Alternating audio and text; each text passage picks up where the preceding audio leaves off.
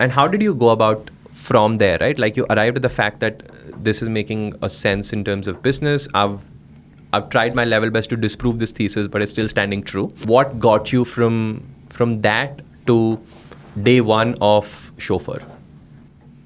And what were the steps largely involved, right? Like there's a large part of buying the cars. There's a large part of evaluating which cars do I buy. There's a large part of where do I start? How do I improve the experience? And I don't want you to drill down in each of them, but just like high level pointers of what that looked like. I think it's important to build a thesis. Yeah. So while we had a model in terms of what this would look like or what the finance side of these things are, the thesis had to be built, and the moment, let's say, that happens, conviction increases as you build on your thesis. So it involved a lot of talking to people, doing research, understanding what the challenges are. Who are the kind of people you spoke to? Folks in the industry, folks who had been in companies running EV fleets, in different sides of the business, even drivers, like a lot of drivers. I spoke to a bunch of drivers.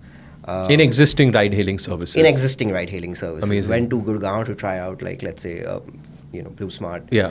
And over 2 months, that's what helped me build conviction that, there seems to be not a good reason to be not doing it. Once we didn't have good answers as to why no one else is doing it, just made sense that, look, there's no other way to see whether this makes sense or not apart from just doing it yourself. Right. You have to do a small experiment and then see what happens. Right. Right. So the thinking was essentially, look, how do we go about starting it, and how much capital can we kind of budget and allocate and plan for, let's say, what is a decent number to say that, okay, this, we can make it work or not make it work. Right. So when we started out with 2 cars, but we knew that we'd have 4. Right. But we had kind of decided mentally that we will at least get to a 20-30 car operation. There are more than enough businesses that aren't startups or cool or whatever, which have a 20-30 car operation. Right. So the question, I had to get comfortable with the downside, saying that if none of this works, will I still be running a 20-30 car shop? Right. The moment I was comfortable with that is when it made How sense did you get for me comfortable to with it?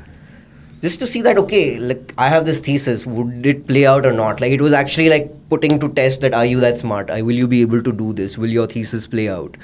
Will you be okay if things don't go a certain way as planned? Right. And will you then kind of continue doing it or not? So it was answering more I would say larger picture questions as opposed to specifics on the business model or how operations would be and so on.